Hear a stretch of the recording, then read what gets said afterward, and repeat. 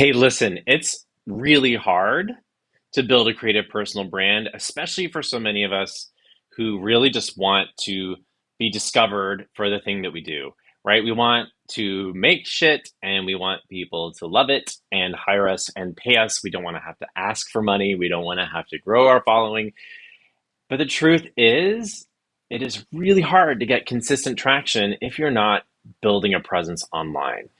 It is a saturated world. There's so much content out there. We've all heard stories, though, of people who built successful brands on social media, but it can be very frustrating when we're just trying to learn how those people did it by watching, observing, or maybe some of us who, like me, have spent years being an actor. We want to be organic. We want to be authentic. We want people to believe our stories so that we feel like it's true and it's honest.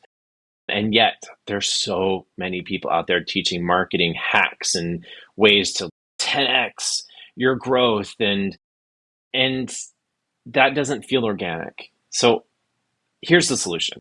I have built a map that I call the Imposter to Influencer map. It is totally free, and it is your guide to building a creative personal brand. And this free download is going to walk you through each step of the process I call the creative visibility process, where we can look at those imposter syndrome identities that are coming up. That's basically someone who feels like they're a fraud or doesn't belong on social media, and you can actually build your influence and your income with a following that wants what you have to offer them. So if you're interested in learning a little bit more about that, go to impostertoinfluencermap.com, and let's move into today's episode. So as a creative, you know that growing your audience can be really frustrating with so many people doing things in ways that we feel are gross or inauthentic. It's really hard to find a way to do it. But don't worry. I'm going to offer some tools here that I think are really important ways that I've discovered over the years overcome the oversaturation of our market without resorting to tactics that will make you reconsider what you're passionate about. I mean, so many of us probably have tried things and then we question, well, maybe I shouldn't be doing this at all. So I'm going to offer today some strategies, but first, let me just tell you, when I decided to, I'd always been an actor. I'd always wanted to be an actor. I was that kid, drama president, choir president in high school, thespian society, musical theater nerd 100%.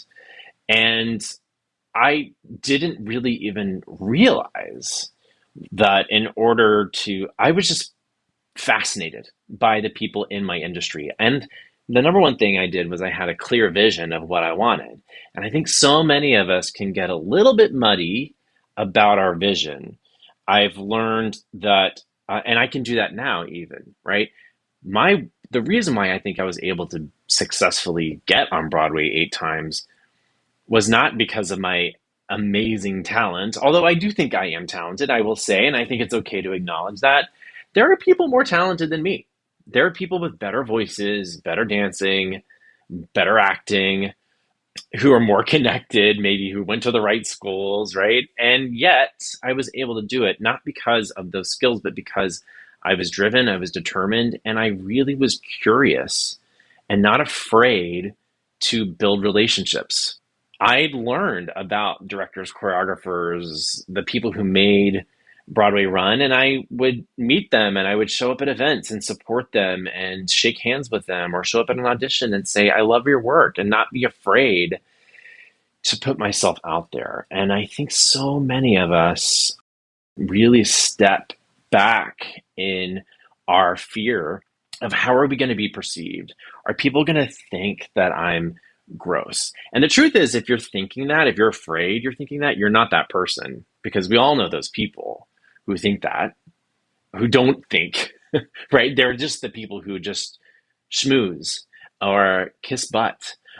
And I honestly wish sometimes I had a little bit more of blinders up and was just not so afraid of what other people think. I think there's a little bit of that LGBTQ plus internalized homophobia growing up in a very Southern Christian background that gets in the way of me. I look at someone like, for instance, Ariana DeBose, who is now, I don't know if you know who she is. She is now going to be Anita in the new West Side Story film, and super talented. Not any more talented than some people I know, but she is so confident in her belief of herself and her ability to charm people and show up and just put those blinders on and do the work and make it look super easy.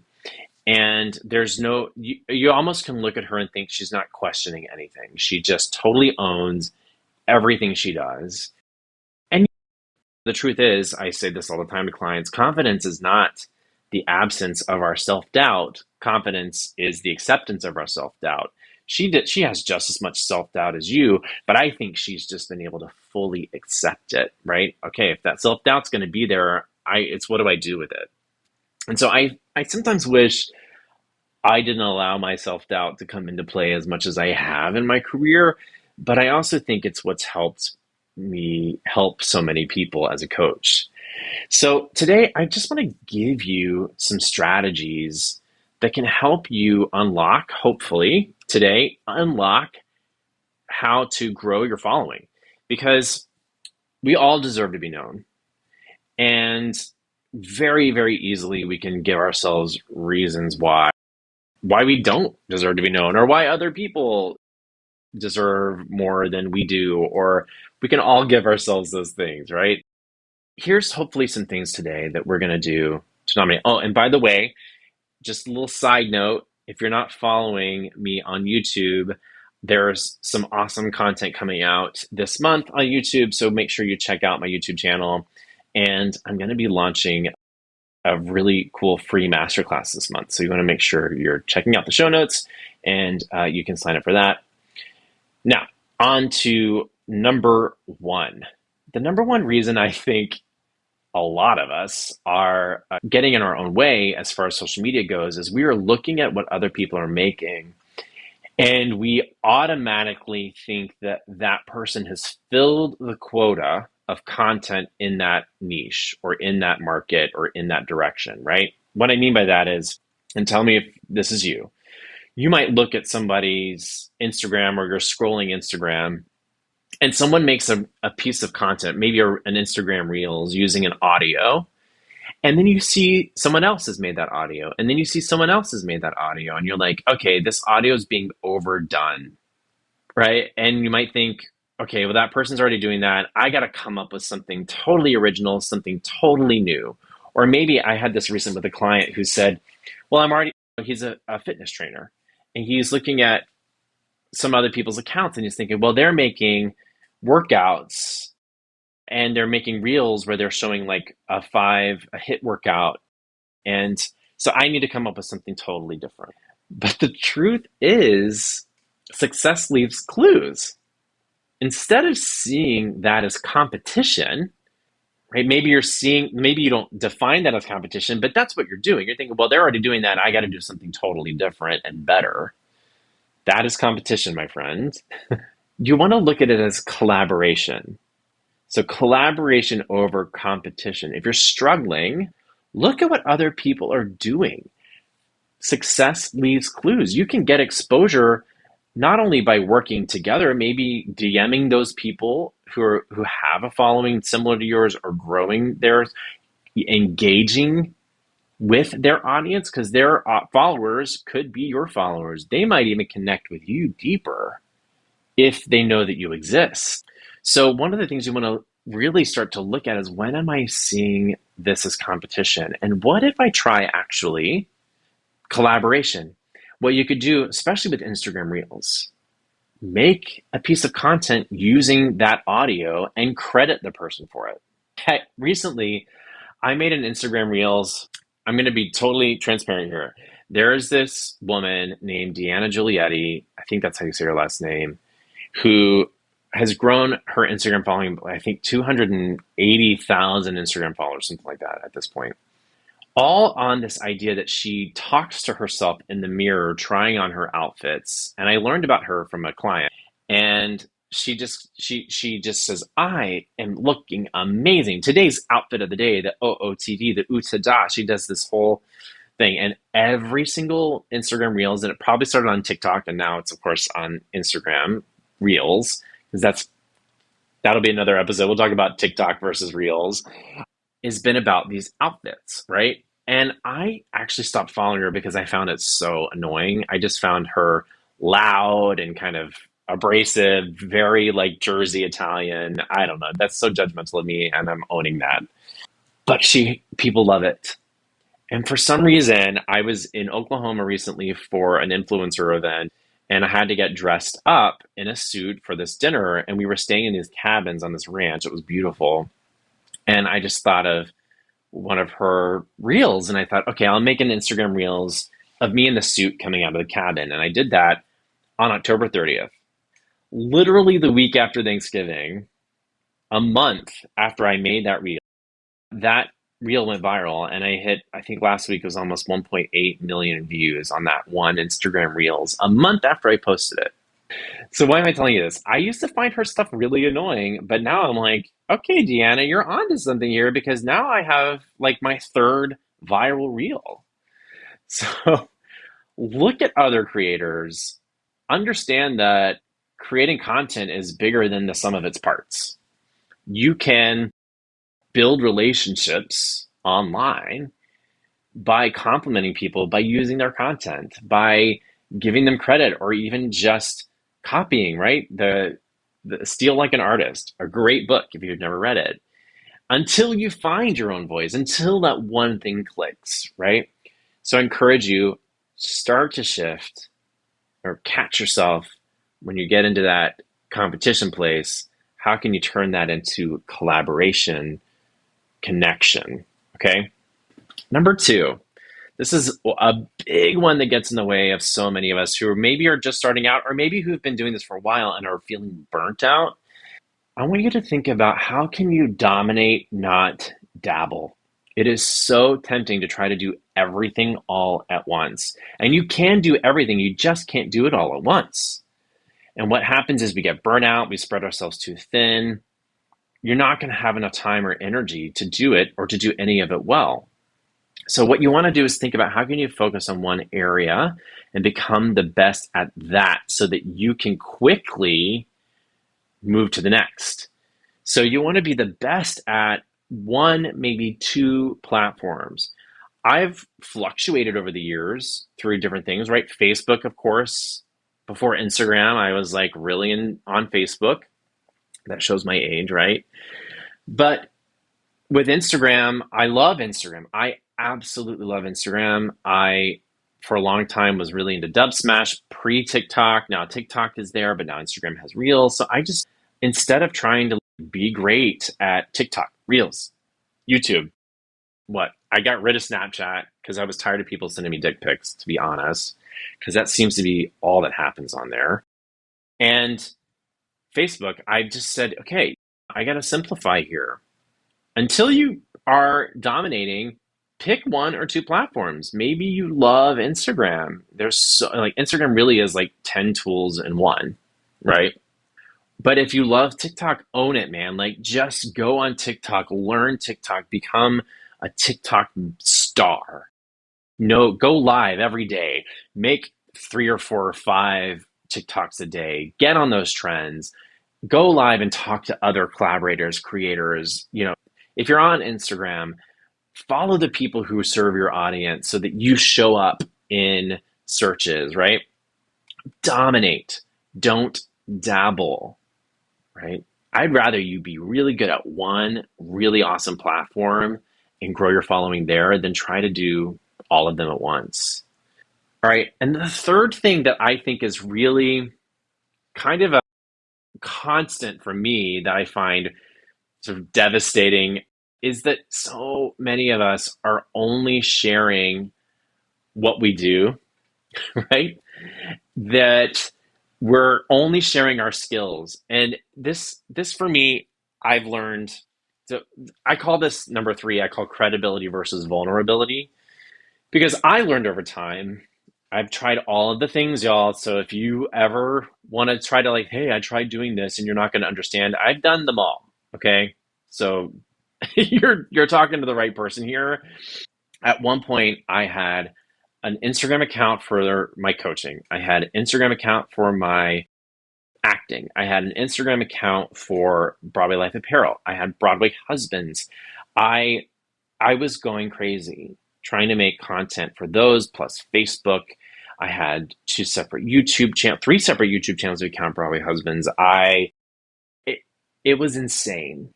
And what I was doing and what I've learned, and this is what I really love to try to help unlock for a lot of us, is we think, okay, well, if maybe you're a multi hyphenate, or maybe you started your account while you were in high school and you have friends or family that follow you. And you're just like, okay, I have my personal account and then I have my acting account and then maybe I have my like side hustle account. Stop doing that. You're basically splitting yourself up into multiple personalities. You are one human being. Do not be afraid to show all of who you are. And this is what I mean, credibility versus vulnerability. It is vulnerable to make content on one platform that shows all of who you are. If you're a fitness trainer and an actor and you're selling apparel or whatever it is you do, put them all on one account.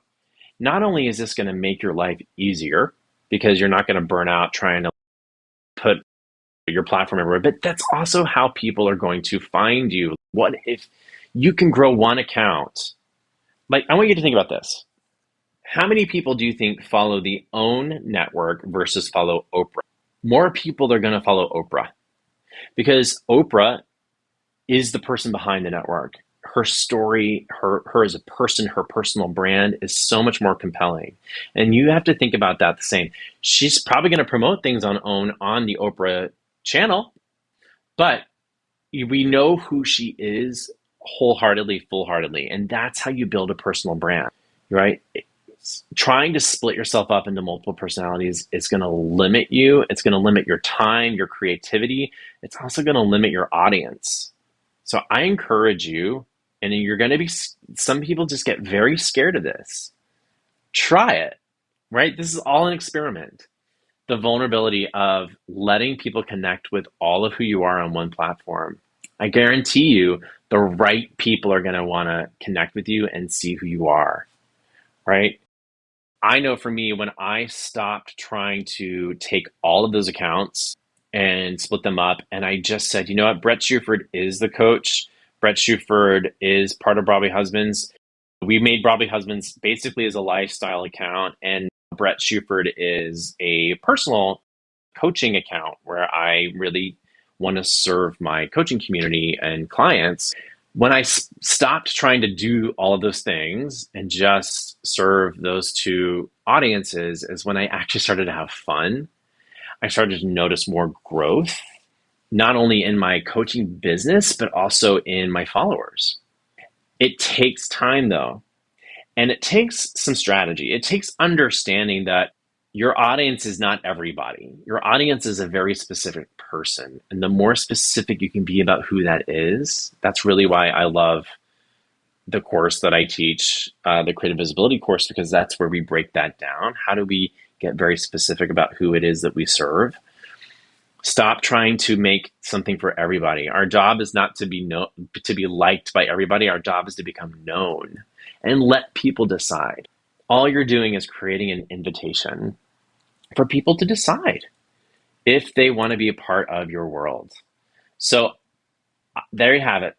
3 very simple ways for you to overcome any of these oversaturation or imposter things that are coming up for you and grow your audience in an authentic way. Try these out. Let me know how they work for you. Number 1, try collaborating with other creators to create bigger content. I want you to focus on one platform, one area to become the best at it. I want you to share your story, all of your stories, right? What makes you vulnerable to connect with people on a much deeper level? I promise you, this is going to help you grow your following. All right. And let me know. Shoot me a message if this is helpful for you. Also, in the show notes, if you have ideas or suggestions of things you would like to hear about on this podcast, there's a link there. I would love to hear from you. I keep going out there, keep creating, keep going out there and being the courageous creative you were meant to be.